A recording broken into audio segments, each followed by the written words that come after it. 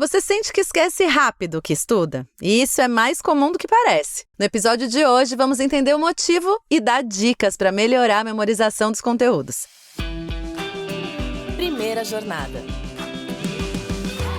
Salve, salve, eu sou a Zá Coelho e esse é o Primeira Jornada, um programa papo reto feito pela SPM que te ajuda a enfrentar os desafios da vida escolar e a refletir sobre o seu futuro profissional. Eu tô aqui para te acompanhar na descoberta desse universo de possibilidades e caminhos do mercado de trabalho. Você passa horas, dias estudando uma matéria e quando precisa usar o conhecimento parece que nunca ouviu falar no assunto. Pois é, a dificuldade para memorizar informações é algo comum, mas existem métodos simples para melhorar o desempenho da sua memória. E quem vai nos ajudar a descobrir que métodos são esses é o Danilo Torini, professor e gerente de tecnologias de ensino e aprendizagem na SPM.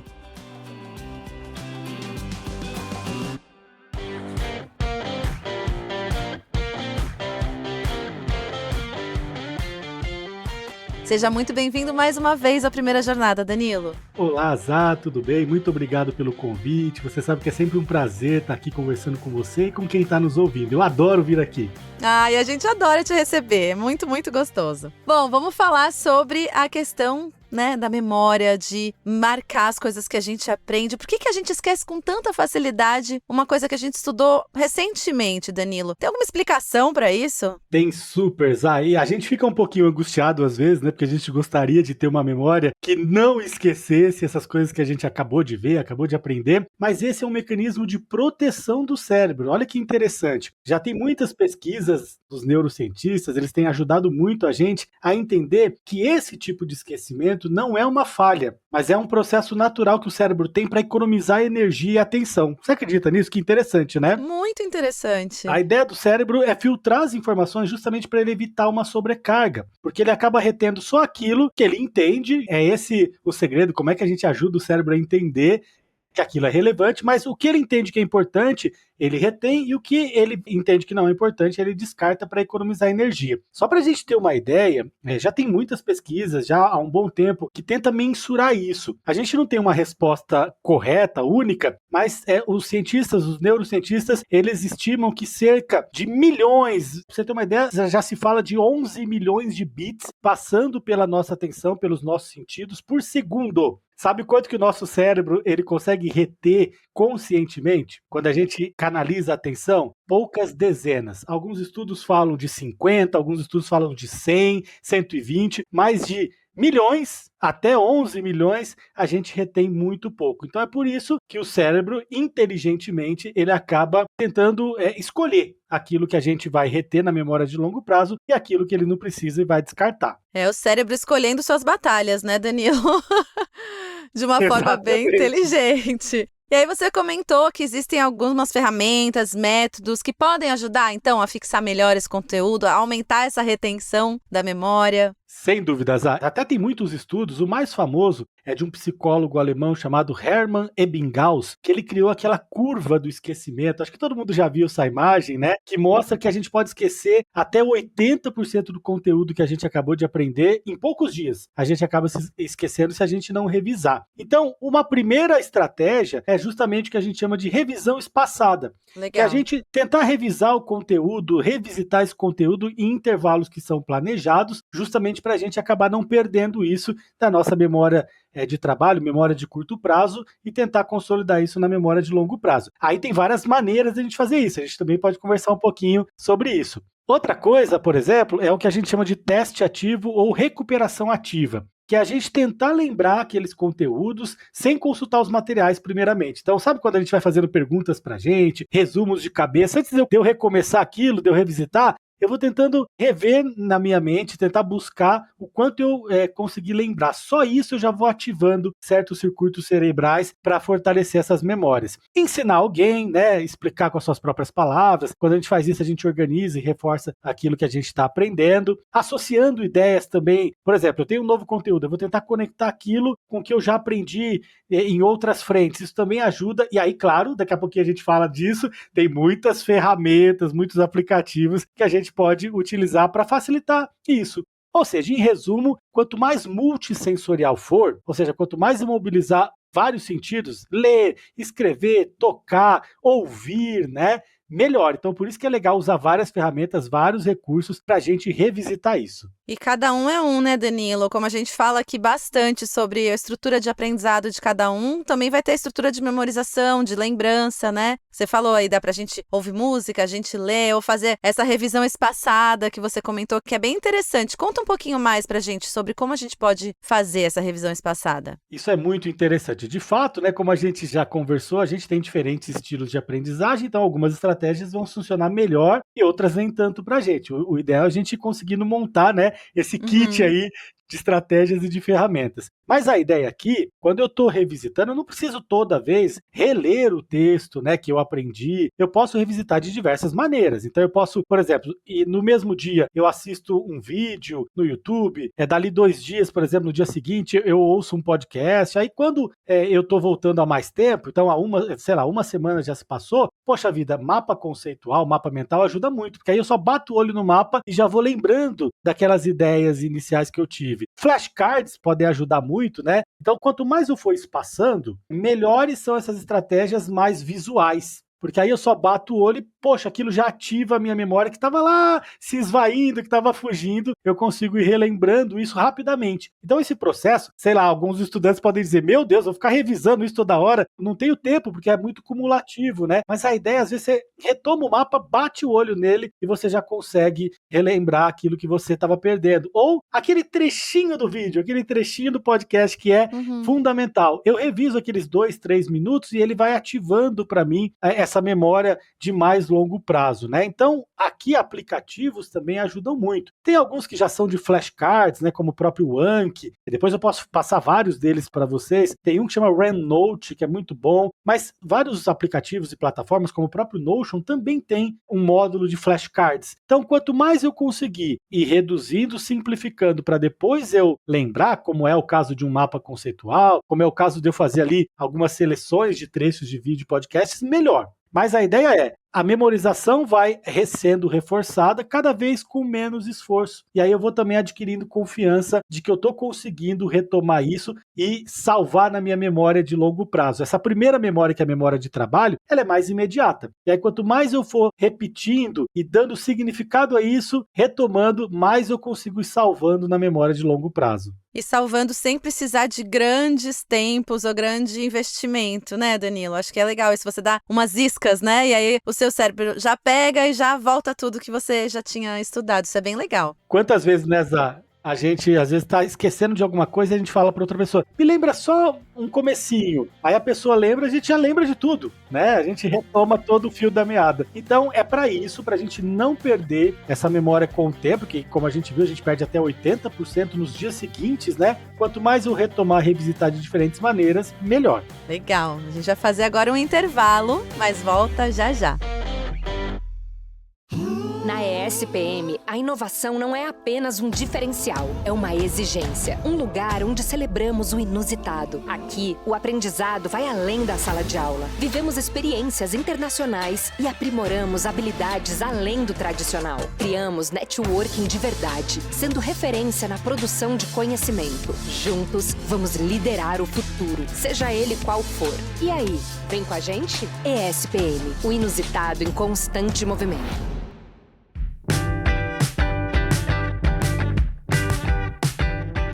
Estamos aqui de volta com Danilo Torini, professor e gerente de tecnologias de ensino e aprendizagem na ESPM. Agora, Danilo, é a hora de você falar pra gente sobre aqueles aplicativos que você comentou no bloco anterior. Quais que tem aí para ajudar a gente na memorização? Adoro essa parte, assim, é a parte, Zá, que eu gosto muito de trocar figurinha e compartilhar com vocês, porque a gente vai aprendendo juntos, né? Sim. Esses episódios são uma oportunidade da gente também aprender juntos, a gente compartilhar.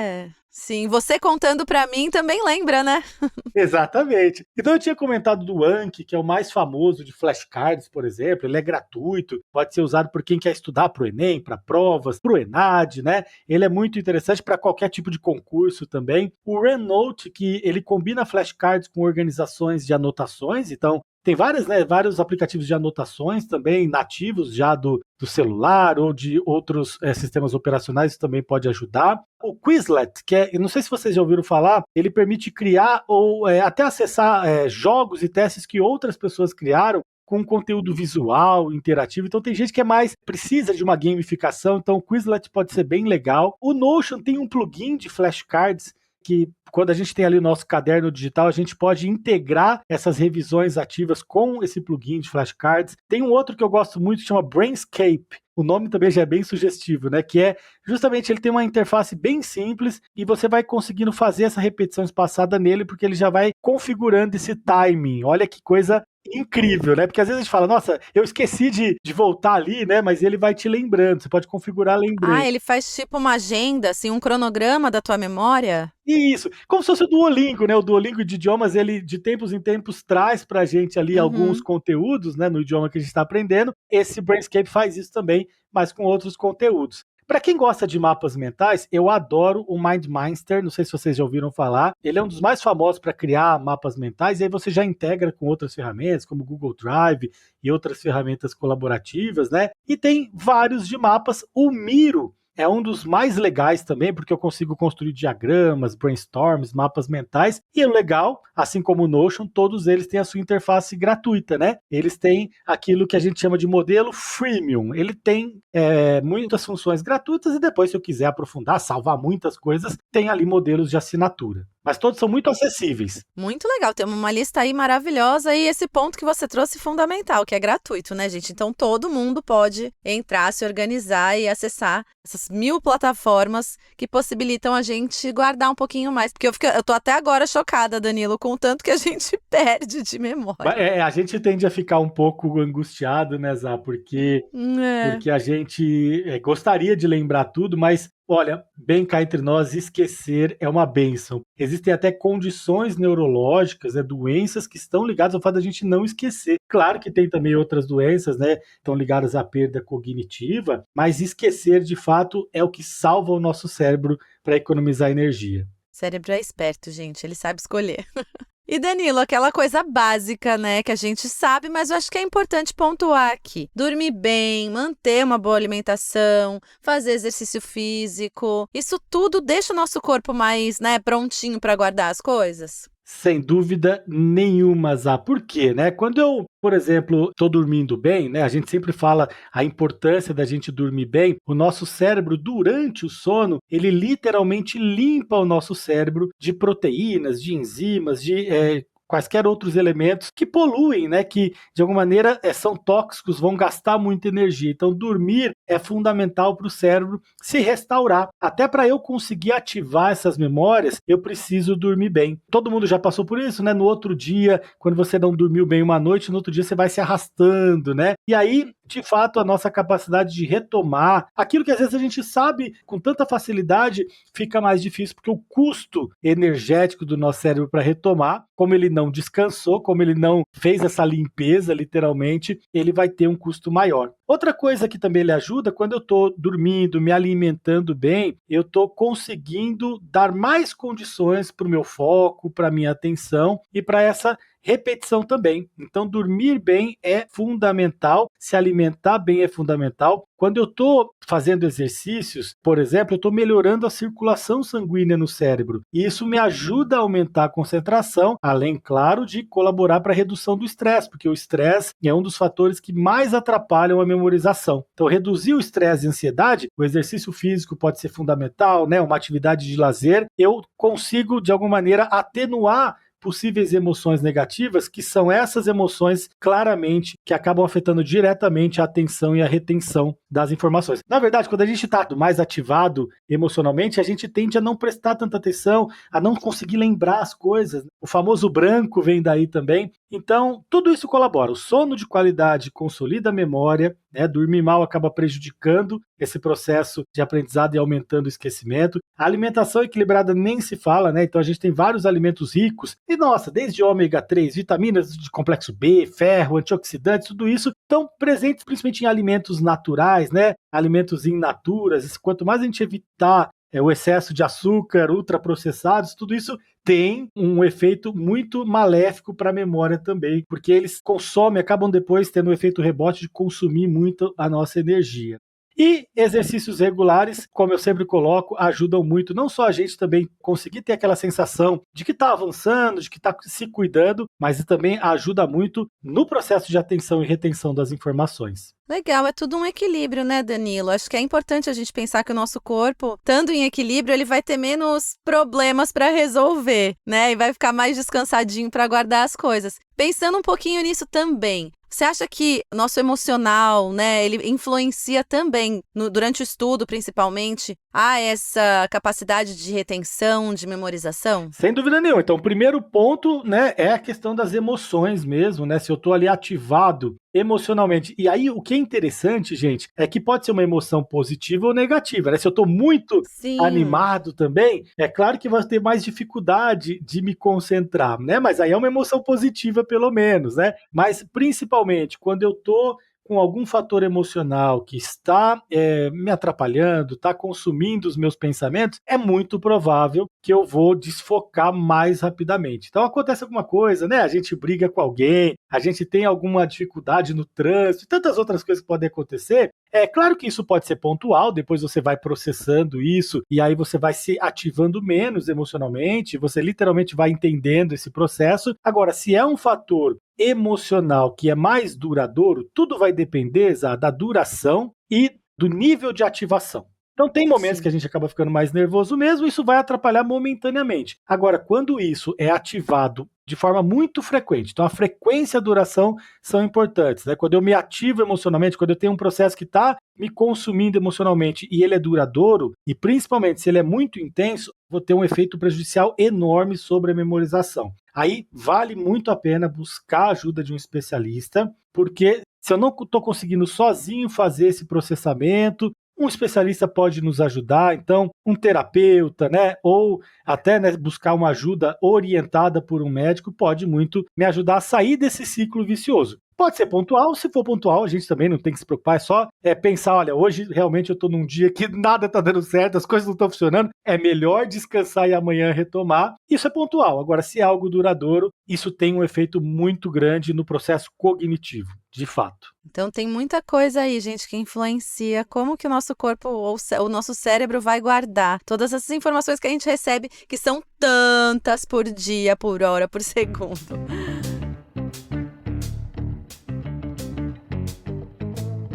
Danilo, e agora aproveitando, né, o nosso quadro Dica de Mestre, queria te pedir essa dica pra gente guardar, gente, vamos memorizar essa dica que ele vai dar, né?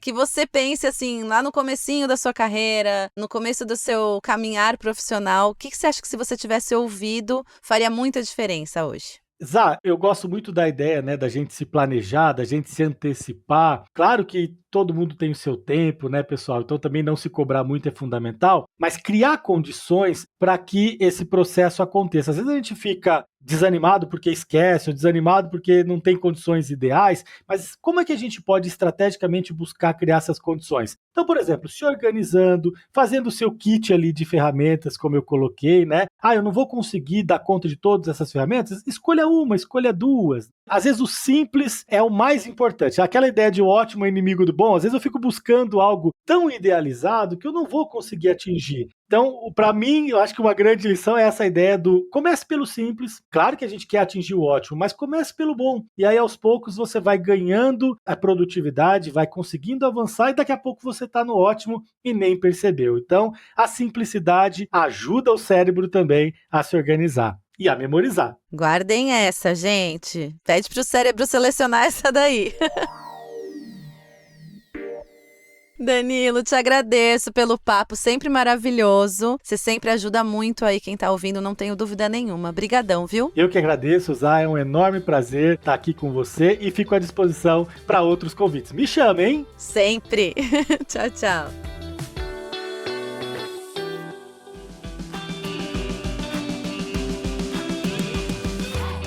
Não se esqueça do que a gente conversou hoje, hein? Bons estudos! E também não se esqueça de seguir o Primeira Jornada na sua plataforma de podcast preferida e avaliar o programa. Este podcast foi editado pela Maremoto.